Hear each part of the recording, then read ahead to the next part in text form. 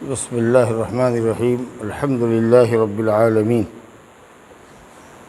والعاقبۃ للمتقین والصلاة والسلام علی نبینا محمد وعلی آلہ وصحبہ اجمعین اما بعد وعن حفصة ام المؤمنین رضی اللہ تعالی عنہا ان النبی صلی اللہ علیہ وسلم قال من لم يبيت الصيام قبل الفجر فلا صيام له رواہ الخمسہ ومال الترمذی والنسائی الى ترجیح وقفہ وصححہ مرفوعا ابن خزیمہ وابن حبان وللدارقطنی لا صیام لمن لم یفرضہ من اللیل۔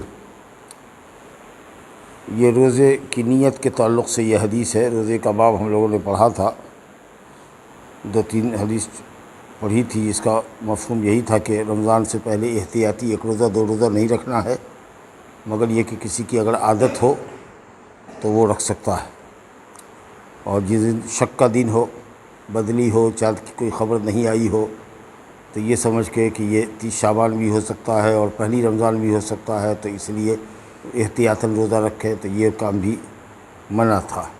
اور کہا گیا کہ چاند دیکھ کے روزہ رکھو، چاند دیکھ کر افطار کرو۔ اگر بادل آ جائے اور چاند کی رویت ثابت نہ ہو تو شعبان کی گنتی پوری 30 کر لو، اس کے بعد ہی رمضان کا روزہ رکھو۔ اور یہ کہ اگر ایک امانت دار ثقہ آدمی بھی جس کی نگاہ تیز ہو، وہ اگر آئے اور خبر دے کہ اس نے چاند دیکھا ہے رمضان کا، تو ایک آدمی کی بھی رویت اور گواہی، بشرطے کہ وہ ثقہ امانت دار اور نگاہ کا تیز آدمی ہو، تو اس کی گواہی معتبر ہوگی اور روزہ رکھنے کا حکم ہوگا۔ عام طریقے سے علماء نے ذکر کیا ہے کہ ایک بوڑھے آدمی نے دعویٰ کیا کہ صاحب اس نے چاند دیکھا ہے رمضان کا، اور نوجوانوں نے کہا کہ بھئی ہم لوگوں نے تو نہیں دیکھا۔ بوڑھا کہا وہ چاند دیکھو، سب اس کو غور سے دیکھے لیکن وہ چاند نظر نہیں آئے۔ معاملہ عدالت میں پہنچا تو قاضی کے سامنے اس نے کہا کہ نہیں، میں نے تو دیکھا ہے، اور لوگوں سے پوچھے تو کہا کہ نہیں، ہم نے دیکھا ہی نہیں ہے۔ سمجھا؟ نتیجہ یہ ہوا کہ صاحب قاضی تھا بہت ہوشیار ذہین آدمی تھا، کہ چلو تو ہم کو دیکھاؤ تو کہاں دیکھے ہو؟ وہ چاند دیکھیے۔ یہ قاضی دیکھ رہا ہے غور سے اور اس کو نظر نہیں آ رہا ہے۔ اتفاق سے بوڑھا آدمی تھا، اس کے پیشانی، اس کا جو بھوں ہے، بھوں کو اس نے ایسے بال کو سمیٹ دیا۔ سمجھا؟ کہا کہ اب دیکھو تو دیکھا کہ ہاں کہاں ہے چاند؟ جا نہیں ہے۔ وہ اصل میں اس کا سفید بال جو تھا بھوں کا، وہ قوس نما کمان کے طریقہ سے ٹیڑھا بن کر کے سامنے آنکھ کی پتلی کے سامنے آ رہا تھا نا، تو اس کو لگ رہا تھا کہ اسے چاند ہے۔ اب بتائیے، تو بوڑھا آدمی کہہ رہا ہے چاند دیکھا، جو نئی نظر والا سب ہے اس کو چاند نظر نہیں آ رہا۔ تو قاضی ہوشیار ہے، سمجھ گیا کہ چاند دیکھا۔ جیسے ہی اس نے اس کا پپوٹا اس طریقے سے پوچھا، کیا کہتے ہیں اس کی بھوں کو، بس وہ چاند غائب ہو گیا۔ تو آدمی ذرا سا نظر کا تیز بھی ہو اور امانت دار بھی ہو، ثقہ بھی ہو، تب اس کا اعتبار ہوگا۔ چلیے، اب یہ ہے کہ صاحب رمضان کا روزہ رکھنا ہے یا روزے کی قضا روزہ رکھنا ہے، تو رات میں ہی آپ کو روزے کی نیت کرنی پڑے گی، فجر سے پہلے۔ فجر سے بعد فجر صادق جس پر اذان ہوتی ہے، وہی سحری کا اینڈ ہوتا ہے۔ صبح صادق ہو گئی، سمجھا کہ نہیں، اور اذان کے ساتھ ہی معاملہ ختم۔ اذان ہو نہ ہو، دیر سویر جو ہو، لیکن وہ جیسے ہی پاؤں پھٹے گا، صبح صادق ہوئی اور سحری کا وقت ختم، تو وہ صبح صادق ہونے سے پہلے آپ کو روزے کی نیت کر لینی ہے۔ اب نیت کرنے کا کیا مطلب ہے؟ کیا لفظ زبان سے ادا کرنا ہے، جیسے کہ احناف کے یہاں ہوتا ہے، لکھا رہتا ہے ان کے اشتہار میں کہ روزے کی نیت کرے، نویت ان اصوم غدا للہ تعالی من شہر رمضان، کل میں رمضان کے روزے کی نیت کرتا ہوں اللہ کے لیے۔ وہ لفظ سے ادا کرتے ہیں، ہم لوگ کہتے ہیں یہ بدعت ہے۔ نیت کا معنی ہے دل کا ارادہ۔ رمضان کا مہینہ آ گیا، چاند آ گیا، ساری دنیا جان رہی ہے کہ رمضان کا روزہ ہے، ہم روزہ رکھ رہے ہیں، اور اسی کے لیے ہم تیاری کرتے ہیں، اور سحری کے لیے جگتے ہیں، اور سحری 10 منٹ 20 منٹ 15 منٹ پہلے کھاتے ہیں۔ تو یہ سحری، اصل میں سحری کھانا ہی ہمارا یہی نیت ہے، یہی روزے کی نیت ہے کہ ہم جان رہے ہیں کہ کل رمضان ہے، جس کے لیے ہم سحری کے لیے بیٹھے ہیں۔ سمجھا کہ زبان سے الفاظ ادا نہیں کرنا۔ اسی طریقے سے نماز کے لیے بھی وہ لوگ نیت کرتے ہیں کہ میں نے 4 رکعت نماز فرض کی نیت کی واسطے اللہ کے منہ میرا کعبہ شریف کی طرف، بتائیے تو پاگل پلی کی حد ہے کہ نہیں؟ یہ عشاء کی نماز کا وقت ہے، سب جانتا ہے کہ عشاء کی اذان ہوئی ہے 8:15 بجے، گھر سے آپ چلے ہیں، یہ گھڑی آپ کی ارادہ تھا کہ ہم جا رہے ہیں کہاں؟ عشاء کی نماز پڑھنے کے لیے، تو دل کا ارادہ ہے، آپ اس کو نکال نہیں سکتے، سمجھا کہ جب آدمی کسی کام کے کرنے کا ارادہ کرتا ہے، اسی ارادے ہی کا تو نام نیت ہے۔ مغرب کے وقت میں مغرب کی نماز کی نیت ہے، ظہر کے وقت میں ظہر کی نیت ہے، اس کو لفظ سے ادا کرنا نہیں ہے، ایسا کچھ نبی صلی اللہ علیہ وسلم سے ثابت نہیں ہے۔ تو نیت اصل میں کہتے ہیں دل کے ارادے کو۔ تو آپ کا رمضان کے لیے راتوں میں سحری کے لیے جگنا، اٹھنا اور سحری کا اہتمام کرنا، یہی آپ کے دل کا ارادہ ہے کہ کل ہم روزے سے ہیں، سمجھا کہ تو یہ کب ہونا چاہیے؟ طلوع فجر سے پہلے سے۔ تو کچھ لوگ یہ کہتے ہیں کہ پورے رمضان میں ایک نیت کافی ہے کہ پورا رمضان کا مہینہ ہم روزہ رکھیں گے، اب بعض علماء نے کہا نہیں، ہر رات کی نیت ہے۔ تو بہتر یہ ہے کہ ہر رات نیت کی جائے، اور وہ نیت کیا ہے؟ سحری کرنا، سحری کے لیے جگنا، اہتمام کرنا، یہی آپ کی نیت ہے، اور وہ ہونا چاہیے صبح صادق میں۔ صبح صادق کیا ہوتی ہے؟ پو پھٹتا ہے، اوپر بھی سیاہی نیچے بھی سیاہی رہتی ہے۔ اتر سے دکن میں چلے جائیے، قبرستان والی جو سڑک ہے، یہاں سے آبادی سے باہر چلے جائیے گا، دور تک کہیں کوئی آبادی اگر نہیں ہے، مکان نہیں ہے، تو آپ کو ایک دم اندھیری رات میں نظر آئے گا۔ اجالے رات میں، روشنی والی رات میں، اور جب بلب جل رہا ہو تب تو نظر نہیں آئے گا، لیکن بالکل اندھیری رات ہو تو ایک دم صاف، جب فجر کی اذان کا وقت ہو، آپ 5 منٹ پہلے یہاں سے ٹائم دیکھ کر کے نکل جائیے، تو آپ دیکھیے گا کہ پو آپ کو پھٹا ہوا ہوگا۔ ایک سفید لکیر ہوتی ہے، پو پھٹا ہو تو ایک سفید لکیر اتر سے دکن تک جا رہی ہے، سمجھا کہ؟ اور جو پورب سے لے کے پچھم جاتی ہے، نیچے سے لے کے اوپر چڑھتی ہے آسمان میں، بھیڑیے کے دم کی طرح جو ٹیڑھی ہوتی ہے، اگر یہ ہے تو سمجھ لیجئے کہ یہ فجر کاذب۔ دونوں کے درمیان کا وقفہ 1 گھنٹے کا یا 1.25 گھنٹے کا ہوتا ہے، سمجھا کہ نہیں؟ فجر کاذب اور فجر صادق ہونے میں 1.25 گھنٹے کا فرق ہوتا ہے۔ تو فجر کاذب میں آدمی اٹھے، سحری وغیرہ کرے، اور فجر صادق جیسے ہو سحری سے رک جائے۔ تو یہ نیت جب تک نہیں کرے گا، روزے کا دل میں ارادہ نہیں کرے گا، اس وقت تک اس کا روزہ نہیں ہوگا۔ فلا صیام لہ، کیونکہ ویسے بھی حدیث ہے، مشہور حدیث ہے، بڑی مشہور حدیث ہے، سنا ہوگا، حضرت عمر بن خطاب رضی اللہ عنہ کی حدیث ہے، انما الاعمال بالنیات، عمل کا دار و مدار نیت پر ہے، جب تک کہ نیت نہیں ہوگی عمل آپ کا صحیح نہیں ہوگا۔ تو اس لیے فرض روزہ ہے، اس کی نیت آپ کو صبح صادق سے ذرا پہلے کر لینا ہوگا۔ اگر صبح صادق کے بعد آپ نے ارادہ کیا کہ آج ہم روزہ رہیں گے، تو وہ روزہ فرض روزہ آپ کا نہیں ہوگا، یا واجب روزہ نہیں ہوگا، کیونکہ روزہ نام ہے صبح صادق سے غروب آفتاب تک کھانے پینے سے اور جمع اور صحبت سے رکنے کا نام ہے۔ تو اس لیے آپ کو تو نیت اسی وقت کرنی ہے نا، صبح صادق کے وقت سے 2 گھنٹے کے بعد آپ نیت کریں گے تو پھر وہ روزہ نہیں ہوا آپ کا۔ تو حدیث میں فرمایا گیا، حضرت حفصہ ام المومنین رضی اللہ عنہ ہے، نبی صلی اللہ علیہ وسلم کی اہلیہ کو، ازواج مطہرات کو ام المومنین کہتے ہیں، مومنین کی مائیں، مومن مردوں کی مائیں، مومن عورتوں کی مائیں، سب، لیکن مومنین کہا جاتا ہے عام طریقے سے۔ وہ مومنین کی ماں بھی ہیں، مومنات کی ماں بھی ہیں، عزت احترام میں، رتبے میں وہ ہمارے لیے ماں کا درجہ رکھتی ہیں، سمجھا کے لیں۔ تو حفصہ رضی اللہ عنہ جو حضرت عمر بن خطاب رضی اللہ عنہ کی بیٹی تھی، نبی صلی اللہ علیہ وسلم سے روایت کرتی ہیں کہ آپ نے فرمایا، جس نے روزے کی نیت فجر سے قبل نہیں کی اس کا روزہ نہیں ہوا۔ اور روزے سے مراد فرض روزہ، واجب روزہ، یا اسی طریقہ سے وہ روزہ جو نفل تو ہے لیکن متعین ہے، متعین نفل، جیسے عاشورہ کا روزہ، 10 محرم کا روزہ ہے نا، 9-10 کو محرم کو اگر روزہ رکھنا ہے تو وہ نیت بھی آپ کی رات میں ہونی چاہیے۔ اسی طریقے سے عرفہ کا روزہ ہے، 9 ذی الحجہ کا روزہ ہے، سمجھ رہے ہیں نا؟ تو یہ سب جو متعین سنت کے ایام ہیں کہ آپ ان کو آگے پیچھے نہیں رکھ سکتے۔ 9 ذی الحجہ کا عرفہ کا روزہ 9 تاریخ کو ہی رکھیں گے، محرم کا روزہ 9-10 محرم کو ہی رکھیں گے، 7 کو 6 کو نہیں رکھیں گے، یا 14-15 کو نہیں رکھیں گے۔ تو جو نفلی روزہ متعین ہے جس تاریخ کو، اس روزے کی بھی نیت رات میں ہی ہوگی۔ لیکن ایسے ہی ثواب کے لیے لوگ روزہ رکھتا ہے نفلی، 2 4 5 10 رکھنا ہے تو اس کے لیے وہ اجازت ہے کہ وہ دن میں بھی نیت کر سکتا ہے۔ لیکن فرض روزہ ہو یا فرض روزے کی قضا ہو یا کوئی نفل ہو جو متعین ہے، شریعت نے جس کی تاریخ متعین کی ہے، اس روزے کے رکھنے کی اگر آپ کی نیت ہے تو وہ نیت آپ کی صبح صادق سے پہلے ہو جانی چاہیے۔ دارقطنی میں روایت ہے لا صیام لمن لم یفرضہ من اللیل، اس کا روزہ نہیں ہے جس نے روزے کی نیت رات میں ہی نہ کی ہو، یعنی صبح صادق سے پہلے نہ کی ہو۔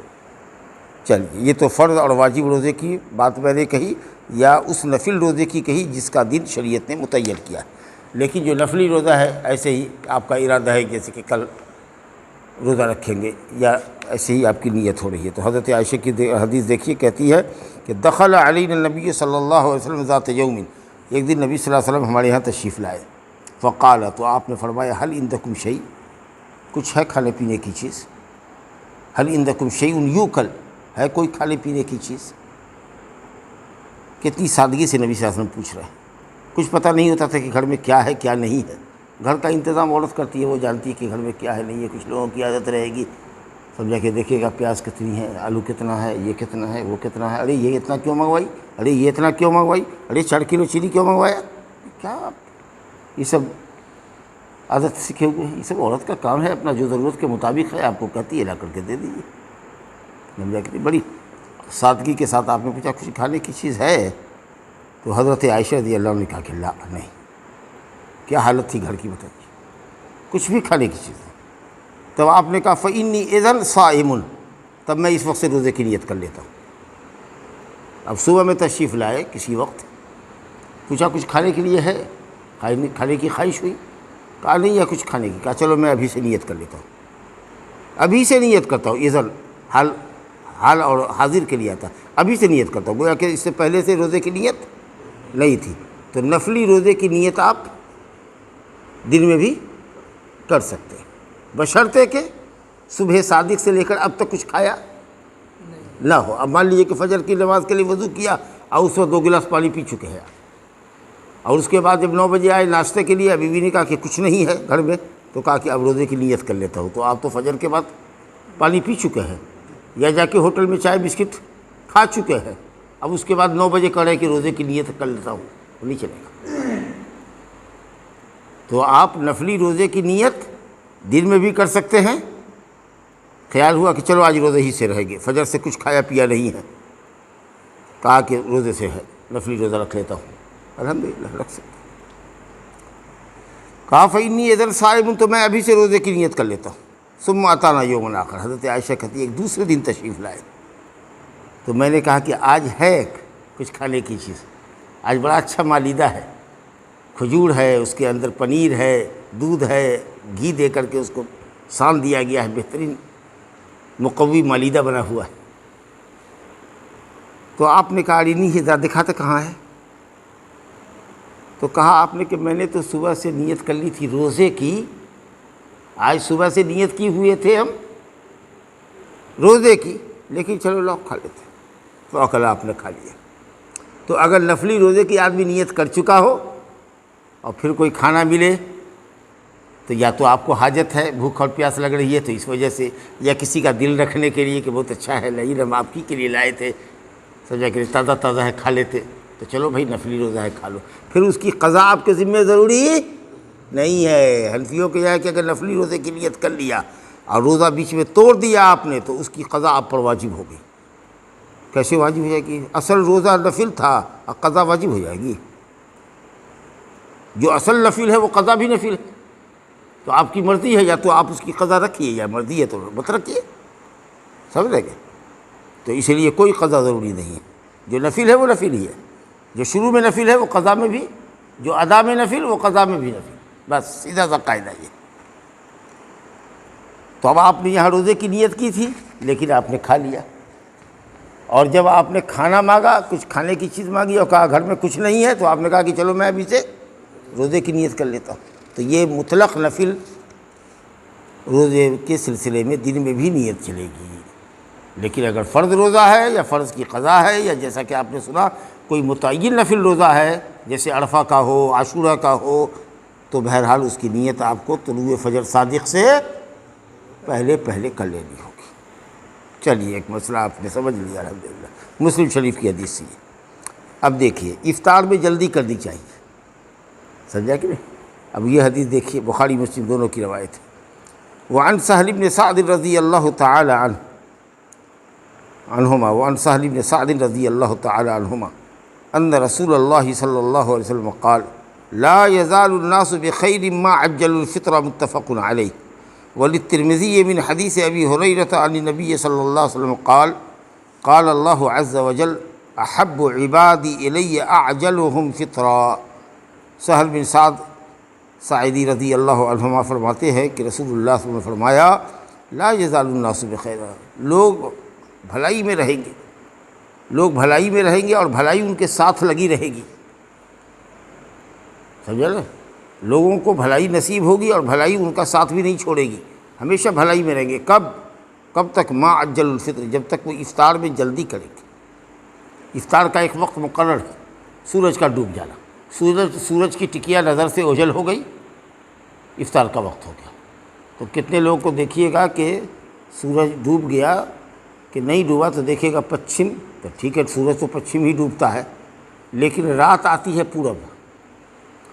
تو گرمی کے زمانے میں دیکھیے گا تو لالی رہتی ہے آسمان کے کنارے افق پر، سورج ڈوبنے کے بعد لالی رہتی ہے، جس کو شفق کہتے ہیں، کافی دیر تک رہتی ہے، ایک دم روشن رہتا ہے.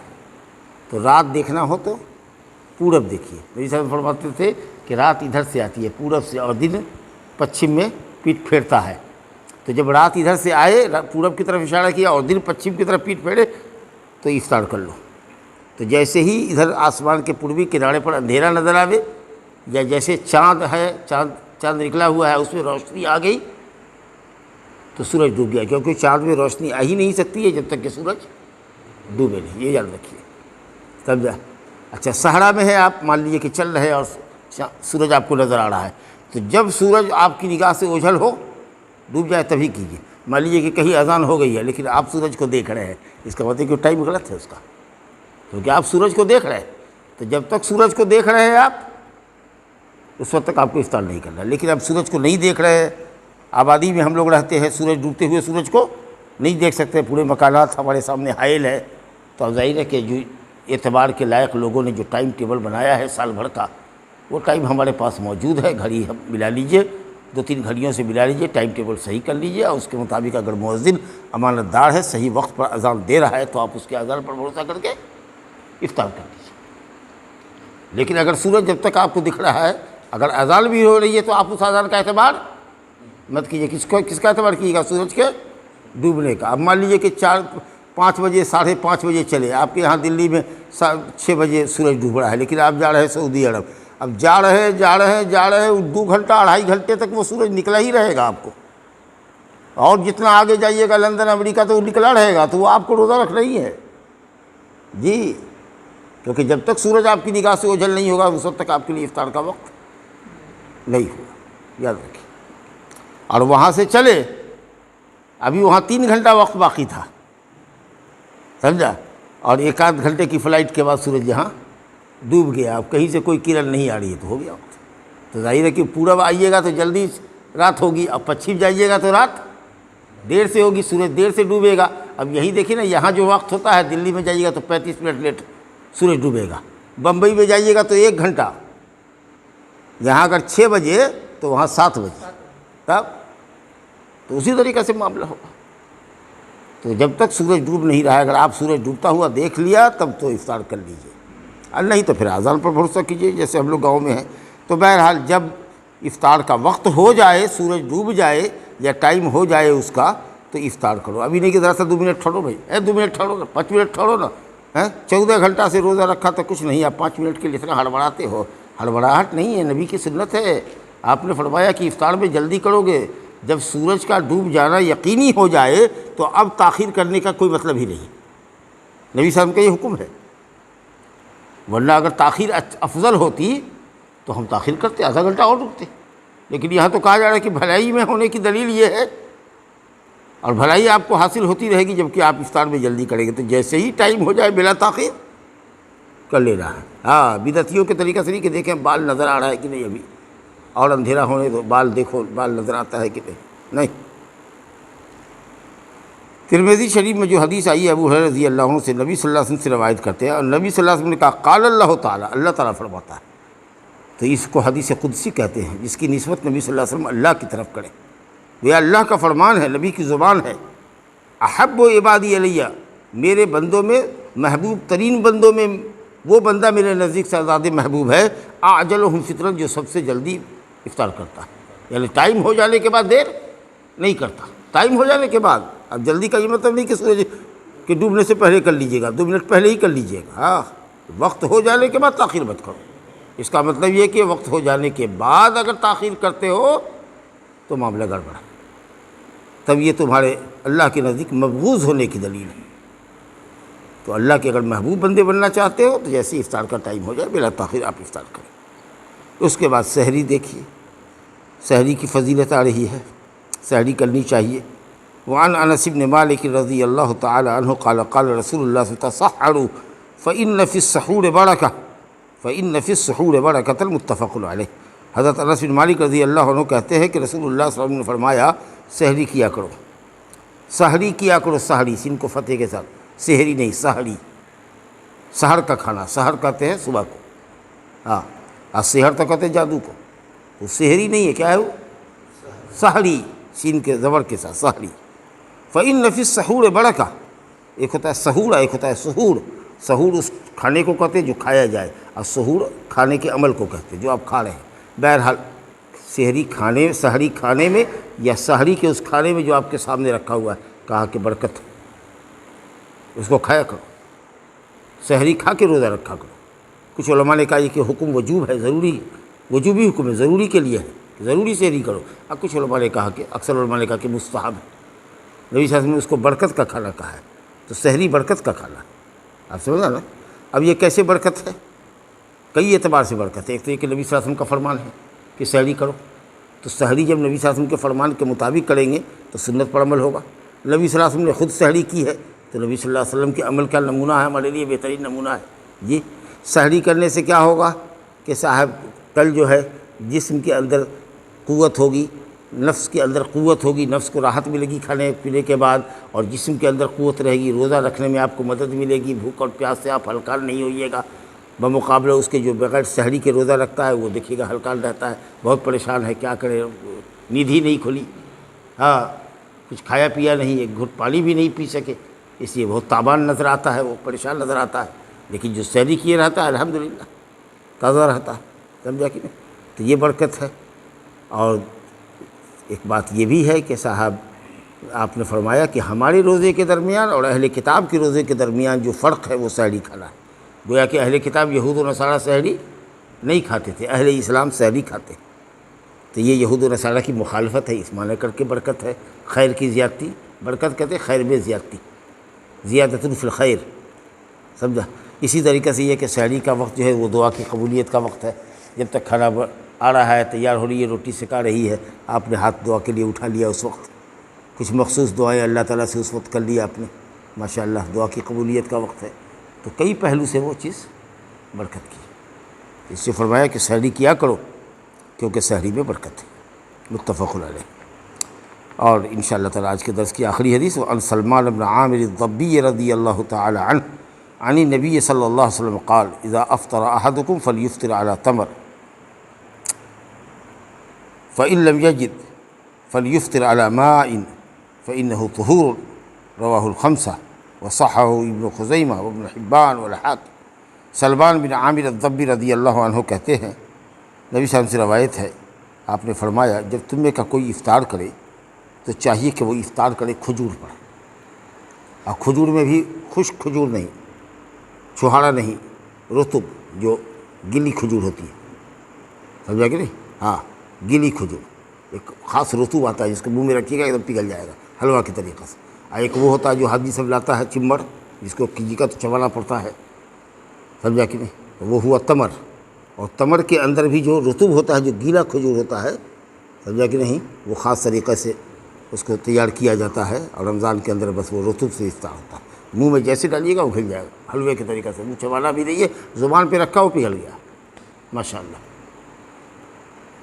اور اگر وہ نہیں ملے تو چلیے تمر وہی لیجیے جو ملتا ہے تمر۔ ہاں کہا کہ جب تم میں کا کوئی افطار کرے، جب افطار کا وقت ہو اور اللہ نے توفیق دیا ہے، کھجور ہے آپ کے پاس، دستیاب ہے، پیسہ ہے خریدنے کے لیے، بازار میں کھجور بھی دستیاب ہے، الحمدللہ خود دستیاب ہوتی ہے، قسم قسم کی کھجور آتی ہے، فلیفطر علی تمر، تو چاہیے کہ وہ افطار کرے کھجور پر۔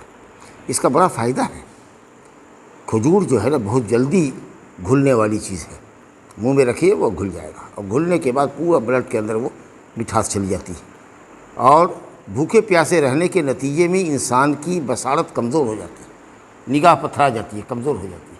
تو فوراً ہی نگاہ کی روشنی کو واپس کرنے میں اور آنکھ کو طاقت دینے میں یہ کھجور کی جو مٹھاس ہے یہ بہت مانا خیز ہے، بڑا فائدہ ہے اس کا، سمجھا؟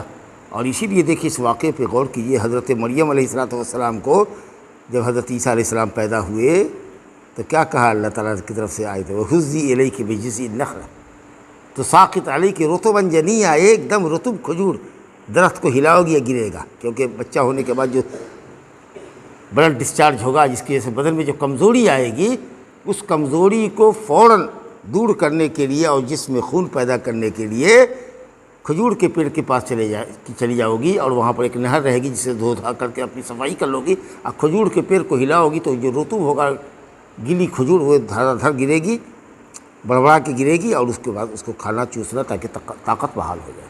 تو ماشاءاللہ کھجور اور رطوب جو ہے طاقت بحال کرنے میں، خون پیدا کرنے میں بہت یوزفل ہے، بہت مفید ہے، سمجھے کہ نہیں؟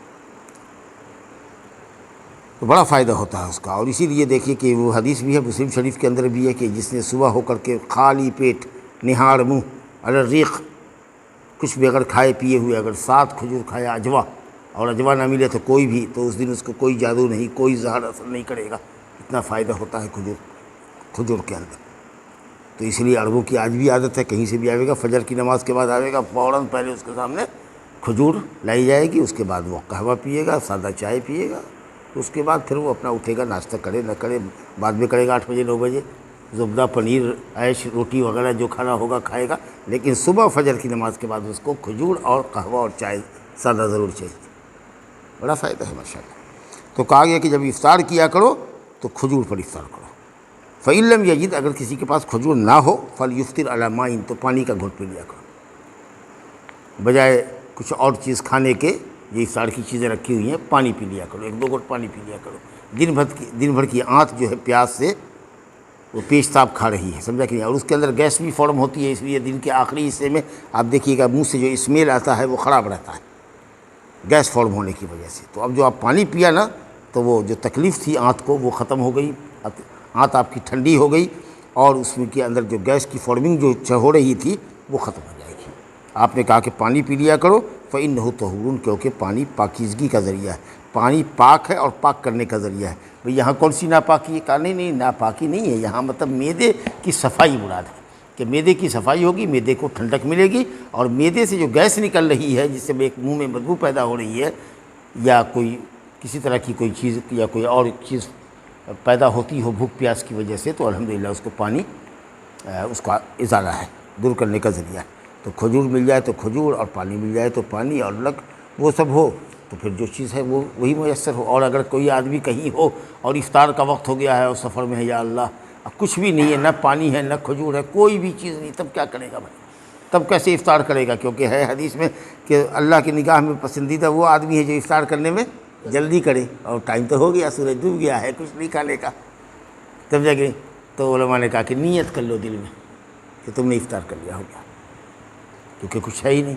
اب بعض علماء نے کہا کہ نہیں، کوئی کپڑا وپڑا کا ٹکڑا ہو تو اس کو منہ میں لے جاؤ، اس کو تھوڑا سا منہ میں رکھ کر کے اس کو گیلا کرو، خوب گیلا کرو، اور گیلا کرنے کے بعد پھر منہ میں رکھ کر کے اس کو دبا کر کے چوسو، تاکہ اس میں سے کچھ رس پیدا ہو، پانی پیدا ہو، اور اس کے بعد اس کو حلق کے نیچے لے جاؤ، تاکہ کچھ چیز تھوک وغیرہ حلق کے نیچے چلی جائے۔ کچھ کپڑا وغیرہ کو گیلا کرنے سے دیکھتے نہیں کہ لوہا پیدا ہوتا ہے، اور پھر اس کپڑے کو دوبارہ دانت کے نیچے رکھ کر کے جب دابیے گا تو گویا کہ وہ باہر سے ایک چیز آپ کے منہ میں گئی جس کو آپ نے چوس کر کے حلق کے نیچے اتار لیا۔ تو اگر یہ کریں تو یہ کر لیں، اور وہ نہ کریں تو نیت کرنے کے آپ نے افطار کر لیا، تو الحمدللہ آپ اس ثواب کے اندر داخل ہو جائیں گے کہ اللہ کے پسندیدہ بندوں میں وہ لوگ ہیں جو افطار میں جلدی کرتے ہیں۔ پھر جہاں آپ کو کوئی ہوٹل وغیرہ مل جائے، کوئی سامان مل جائے، وہاں کھانا پینا شروع کیجیے۔ ہذا وباللہ التوفیق، صلی اللہ علیہ نبینا محمد وعلیہ وسلم۔